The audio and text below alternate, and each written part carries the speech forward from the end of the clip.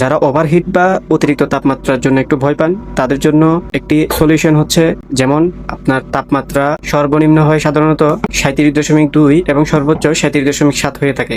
তবে অনেক সময় দেখা যায় এই 37.7 লাইটটা বন্ধ হওয়া সত্ত্বেও 37.7 থেকে কিছু পরিমাণ অনেক সময় ওভারহিটের কারণে একটু বেশি হয়ে যায়। যেমন আপনার 37.7 থেকে 37.8, 9 বা 38 পর্যন্ত হয়ে যায়।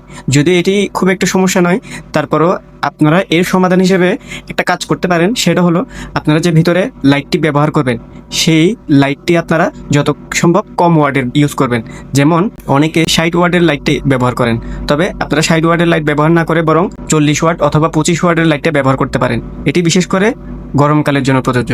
অন্যান্য সময় সাধারণত 40 ওয়াট বা সর্বোচ্চ 60 ওয়াট পর্যন্ত ব্যবহার করা যায়। তবে যে কোনো সিজন বা 12 মাস এই 100 ডিমের ইনকিউবেটরের জন্য বা 150 ডিমের ইনকিউবেটরের জন্য সবথেকে উপযোগী লাইট হচ্ছে 40 ওয়াটের লাইটটি। আপনারা ওভারহিট নিয়ে খুব একটা ভয় পাওয়ার কিছু নাই। যখন 37.7 লাইটটা অফ হয়ে যায়, এর থেকে সর্বোচ্চ 38.2 পর্যন্ত গেলে এটি স্বাভাবিক হিসেবে নেওয়া যেতে পারে।